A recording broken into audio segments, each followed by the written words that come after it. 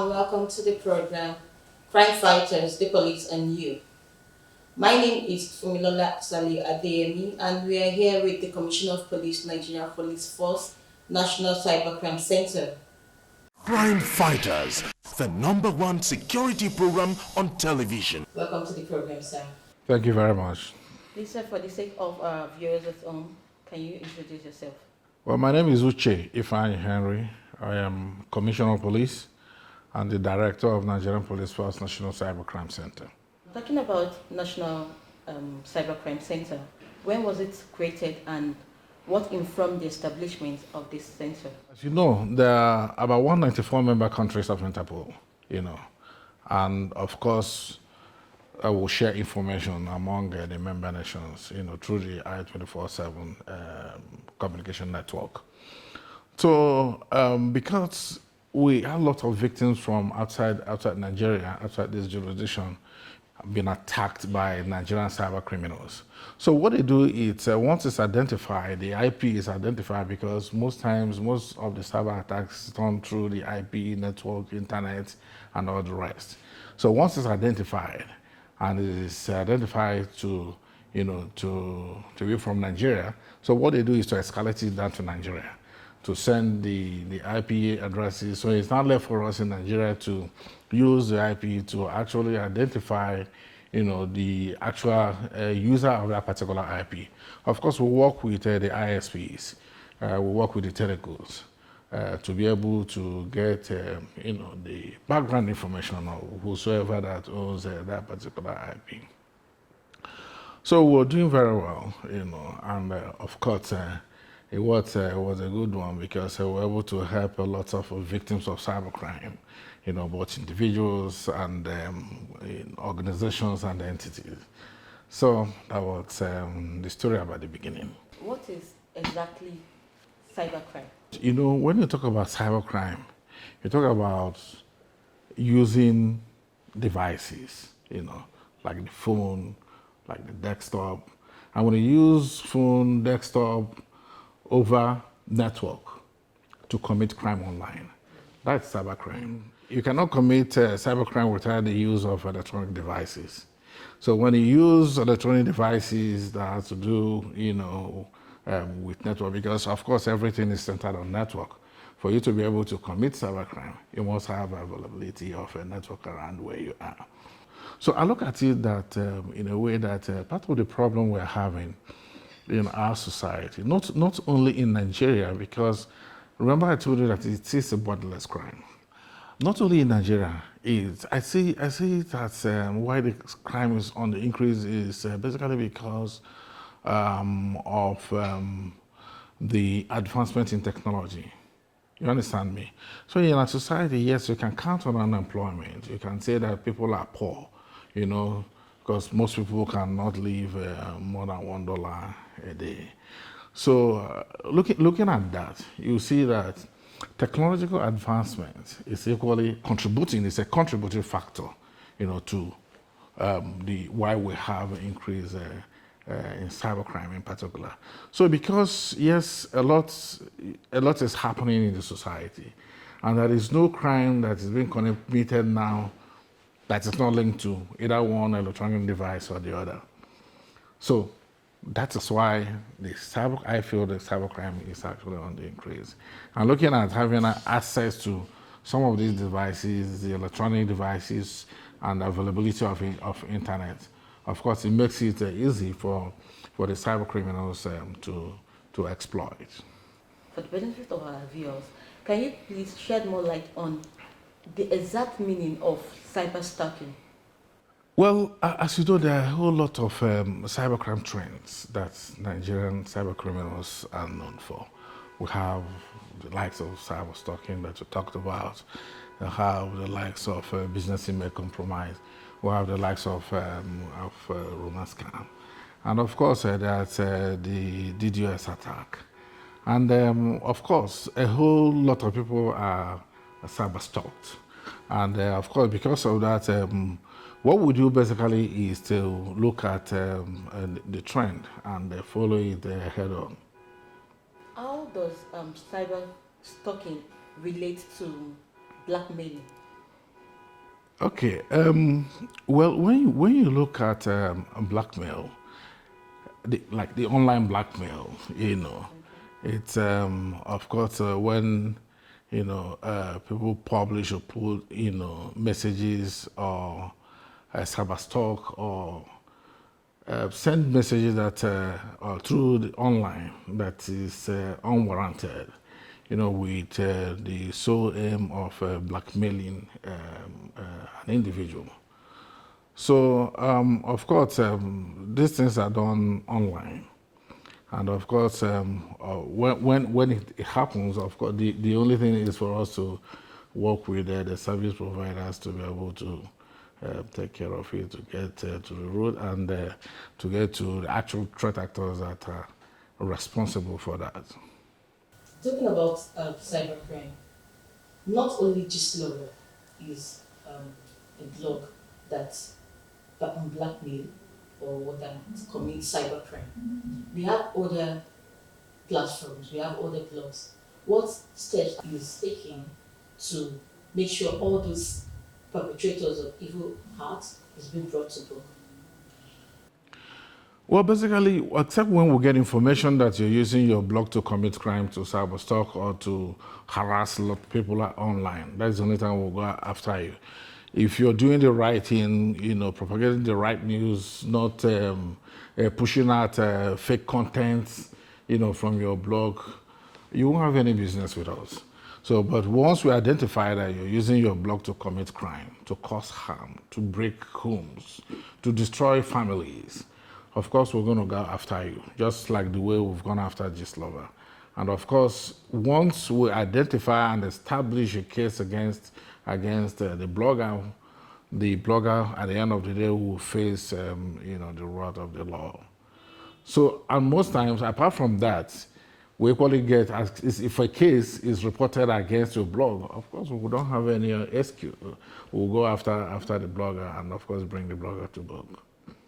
According to reports by Nairametrics in 2023, it said banks are losing billions of naira to fraud and hackers. What is the police doing about this?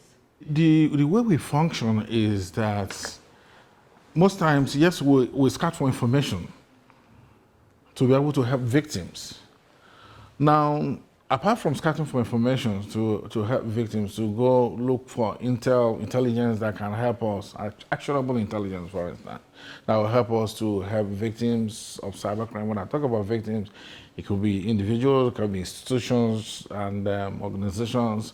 So once that is established, of course, what we do is to go after the threat actors, the suspects.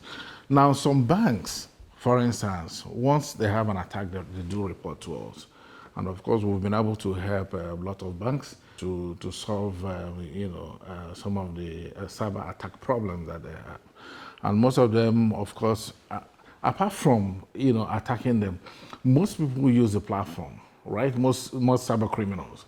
So some of them, they use some of these fintech, banks, like the online banking. Like a few months ago, we had a very serious surge on WhatsApp hacking. So the cyber criminals attacked a lot of people attacked a lot of WhatsApp, and at the end of the day, victims are lured into paying money into OPay, PAMPay, and some of the fintech accounts, like 50,000, 100,000, 30,000, requesting for victims, to pay money. So what we'll do is that at the end of the day, victims will always report. And once we get this report, what we'll do is to work with the banks, to get relevant information that will help us to go after the cyber criminals. Of course, we have a very good working relationship with some of the banks. And some of the banks, I can tell you clearly, are not cooperating, but some are cooperating. And of course, those that are cooperating, only helping us to solve the problem of cybercrime in Nigeria. Now, has there been any report of an insider in the bank to the police, and what measures is the police taking in that direction? Well, I can tell you clearly that if you have 100, that is not how you won't have a Judas. You understand me? It's very, very clear. Like in the police, they will tell you there are a lot of bad eggs. So in the banks, there are a lot of bad eggs in the bank. Yes, we have causes to go after some of the bankers. Some of them are actually moles. Some of the bankers actually work with cyber criminals. Some of them give out information to cyber criminals. Some of them give out a whole lot of credible information that enables some of the cyber criminals to actually attack some of the banks. And I can tell you clearly we've had cause to investigate some of the cases, and we arrested some of the bank officials that are involved. And I can tell you, we have credible officers and men working with the banks, but there are those that are criminally minded that are there to defraud, members of the society. So yes, there are a whole lot that is going on in the banking industry. And what we do is, and most times, it's either that is a case against them from outside, or from inside. The bank can equally report for us to help them, Because there are some cases that we've actually investigated involving bank, and at the end of the day, some of the bank officials were fingered to be part of the crime. And what we did was to pick them up, interrogate, and prosecute them. So yes, there are a whole lot that is going on, but we are doing our best to make sure that we sanitize the bank, make sure that we have credible citizens working in our banks. So we advocate that the banks should do due diligence before hiring some of these professionals that work with them. So we've seen a lot, and we're doing a lot to help. Crime fighters, promoting security consciousness. The bulk of crime that are being perpetrated across the country could be traced to the doorsteps of youth. Like I said, cultism is basically a youth affair. Kidnapping is that they have tasted the juicy nature of illicit trade.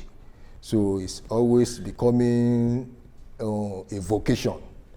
But my advice to youth generally is that they should go back to the traditional African culture. In Africa, the training we had when we were coming up is that of hard work. We honor people based on their integrity, and the integrity of honesty, humility, and hard work. But the get-rich-quick syndrome has sort of eroded the moral values. Crime fighters, promoting security consciousness. There's no doubt about the fact that you are doing a great job in this center. What is your motivation, sir? Well, for me as a person, I have the passion, to fight cybercrime. I believe that the only way we can change the narrative with regards to crime fighting in particular is for us to develop that interest. Of course, the interest is there, and for me, that's the motivating factor. And looking at the image of Nigeria and what the cyber criminals are actually causing, of course, most Nigerian youths are outside this jurisdiction are regarded as cyber criminals. So when you look at the image of Nigeria outside and the story they tell about us, so I looked at it and I said, there is no other way to help our nation than to develop this interest to fight this scourge that is actually ravaging this nation, apart from Nigeria, the world all over. Because as you know, that cybercrime is considered as a borderless crime. Now, the issue of child pornography is actually on the increase because a whole lot of people are getting involved. What some of the young cyber criminals are doing is to lure little children of 2-3 years. I have a case that we handled, that we got the report from Brazil. The Brazilian police arrested one cyber criminal, and it was linked to Nigeria. And what they do is to lure little children of about 2 years, 3 years old with candy, biscuits, sweets, and pull them out. And what they do is to have, unlawful kind of, breaking in. As they're doing it, one will be recording, the other one will be on the act. So when the case was reported from Brazil, we were able to trace the criminals through their IPs, and of course they were arrested and profiled and interrogated. And we recovered a lot of videos and pictures. As I speak, these two suspects are actually in prison custody. So my advice is that most parents should be very careful. They should know the movement of their little children. These are little children that are free in society. They run around the neighborhood. And what the cyber criminals do is just to target the little ones, like 2 years, 3 years old. And of course, sometimes they take images of them, and they have unlawful kind of knowledge, record it, video record it, and of course, sell to people that to their colleagues that are not in Nigeria, and they make a lot of money. So this, we were able to trace the funds to a bank in Nigeria, both in USD and in Naira. So at the end of the day, they have been prosecuted, are actually in the custody. So parents need to be very, very careful. And again, I have to speak on what is happening in Nigeria now concerning little ones. Most parents, because of, let me use the word affluent, because they're very prominent and rich, they buy sophisticated devices, strong iPhones, iPhone 14 and big Android devices for children of 10 years and 11, 14, 13, 8 years, because of course they can afford it. They're doing more harm than good to the child. So, I don't know what a child of 10 years old will be doing with iPhone 14. So they navigate, through the internet. They do a lot on challenge. They navigate, as I said, without anybody monitoring the activities online. So they can go actually into sites that are not supposed to go. And that is where it starts. So when a child of 14 years or 13 years or 10 years start watching, porno movies, of course, you can imagine what will happen when the child gets to 18. So some of these things, and they can fall into wrong hands. Some actually, will follow them up, maybe, get information and start, conversing with them. So they get into wrong hands when they use internet. So it should be monitored. If you decide that you want to buy, iPhone 14 for your child, it's up to you. But you should be able to manage and to monitor what the child does with that particular device. It's important. Don't leave it loose. Most parents don't even know. We just buy the iPhone 14 and throw it to the child. Oh, he plays game with the phone. How about other aspects? The child will not know. They have lots of codes. At that level, they have lots of codes. That's a case that happened in Abuja here that we handled in a school. And we discovered that a child of 14 years, what they do is during break time with their Android phones and their iPhones, they go into the toilets and take nude pictures of their colleagues. And they created an Instagram account. So among them, if you want to view, the nude picture of your fellow student in school, you pay 200 naira or you pay 500 naira before you'll be able to view it. So it was identified and it was reported, and of course we were able to get, we picked some of them up, and I can tell you that none of them is more than 12, 13 years old. And this is going on. And when we checked, we discovered that all the students, all of them, they have sophisticated phones, bought by parents, not the child. So we as I said, the fight, Again, this cybercrime is actually supposed to be a collective responsibility. It's not about the National Cybercrime Center of Nigeria Police Force alone. It's about us, about us. So I want all of us to, all hands to be on deck for us to fight this. And I can tell you clearly, if we don't fight this now, it's going to be worse than terrorism. It's going to be worse than banditry. So it's a wake-up call for me, because what I'm seeing out there is it's surprising and it's worrisome. So what I see on a daily basis. So I think everybody should rise. Government is doing a lot to help by creating this center, but I think it's a collective responsibility. Schools need to get involved. Parents need to get involved actively. Friends, relatives, and everybody needs to get on board, so that we'll be able to fight this. If you have any information, please pass the information to us. If you have anything that will help us to fight this, please, we're out there, to help. Because this is the only way we can help Nigerians. This is the only way we can help victims of cybercrime. There is no other way out apart from working together. That is the only way we can have a safe society. It's something that affects the interests of the whole world, not only Nigeria. So because the increase, of individuals and some of our young ones getting into it is getting unbearable.